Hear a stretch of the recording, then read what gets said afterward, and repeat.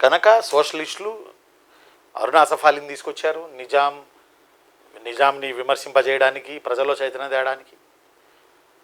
జేపీని తీసుకొచ్చారు, జయప్రకాష్ నారాయణని తీసుకొచ్చారు ప్రజల్లో చైతన్యం తేవడానికి. ఆచార్య పండిట్ నరేంద్రజీని తీసుకొచ్చారు ప్రజల్లో చైతన్యం తేవడానికి. మళ్ళీ వీళ్ళందరూ లోకల్లో పోరాడుతున్నారు. బిఎస్ మహాదేవ్ సింగ్, గోవిందరావు పురోహిత్, శివరాం శాస్త్రి, శ్యామ్ అప్సంగీర్, వీళ్ళు లోకల్లో బ్రహ్మాండంగా పోరాడుతూ ఉన్నారు.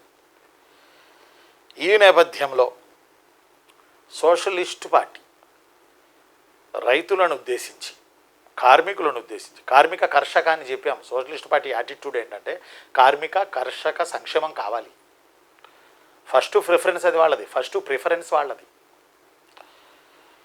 కాబట్టి కార్మికుల కొరకు, కర్షకుల కొరకు, కార్మికుల కొరకు, కర్షకుల కొరకు జర గుర్తుపెట్టుకోండి.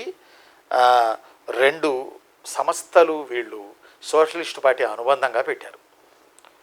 2 సంస్థలను వీళ్ళు సోషలిస్టులు ఈ పార్టీలకి అనుబంధంగా పెట్టారు, సోషలిస్ట్ పార్టీకి అనుబంధంగా పెట్టారు.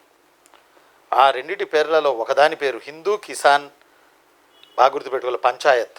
రెండోది హిందూ మజ్దూర్ సభ. ఈ 2 అనుబంధం సోషలిస్ట్ పార్టీకి.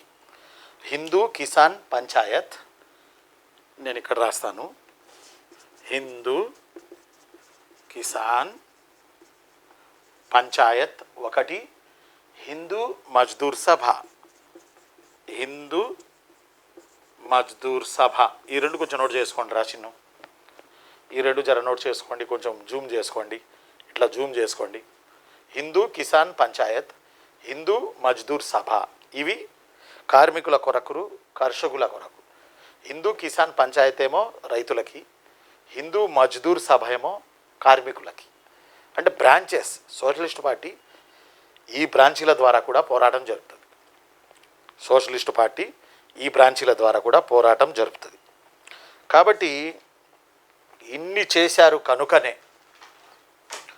సోషలిస్ట్ పార్టీ మొదటి సాధారణ ఎన్నికల్లో 1952 హైదరాబాద్ స్టేట్ మొదటి సాధారణ ఎన్నికల్లో 3వ స్థానంలో నిలబడింది. ఊరినే ఓట్లేరు జనాలు. ఇప్పుడు డబ్బులు పంచితే వేస్తున్నారేమో కానీ ఊరినే ఓట్లేరు జనాలు. వాళ్ళు చేసిన త్యాగాలను చూసే ఓట్లేశారు. నేను రా మీ హిస్టరీ రఫీ.